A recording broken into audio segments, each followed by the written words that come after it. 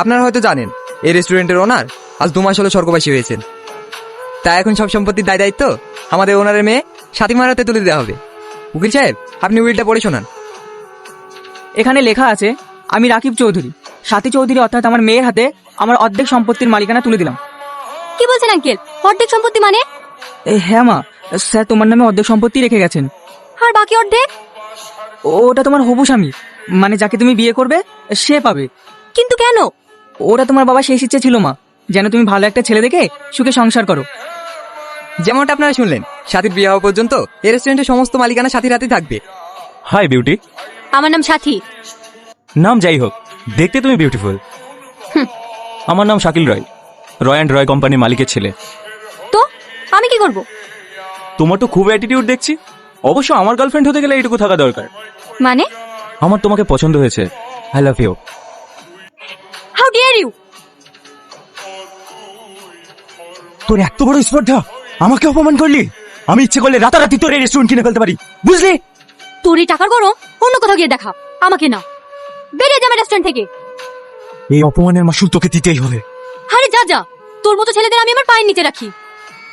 Waiter, waiter! বলুন ma'am. তুমি কে? আমি নতুন জয়েন হয়েছি ম্যাম, আমার নাম রোহন। তোমাকে নাম জানার জন্য ডাকিনি, যা একটা প্যাক বানিয়ে নিয়ে এসো। আমি যতদূর জানি ম্যাম, এই রেস্টুরেন্টে মদ অ্যালাউ নেই।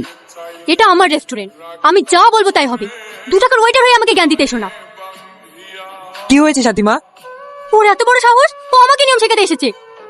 আমি সেরকম কিছু বলিনি স্যার, শুধু বলেছি এখানে মদ অ্যালাউ নেই। তুমি এদিকে যাও, আর তুমি ওদিকে যাও, ভালো করে সার্চ করো। কি ব্যাপার আপনারা? কি হচ্ছে এখানে? আমাদের কাছে খবর আছে আপনারা বেআইনিভাবে রেস্টুরেন্টে বিদেশি মদ বিক্রি করেন। কি সব উল্টোপাল্টা বলছেন?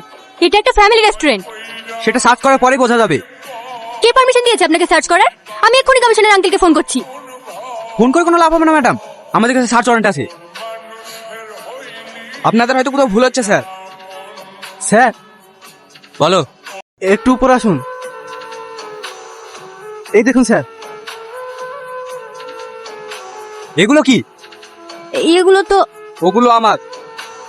কি? আমাদের এই পাগল মনে হয় এত দামি দামি মদ একটা ওয়েটার কিভাবে কিনবে? আমি যেভাবেই কিনি না কেন, এগুলো আমার মানে আমার। বেশি বড় বড় কথা হয়ে যাচ্ছে কিন্তু। যেটা আমার সেটা আমারই তো বলবো, কেউ যেন সন্দেহ না করে। তাই ম্যাডামের ঘরে লুকিয়ে রেখেছিলাম। অ্যারেস্ট করলে আমাকে করুন। বেশি বার পেয়েছিস না? এই, ওকে অ্যারেস্ট করো, থানায় গিয়ে চর্বি কমাবো।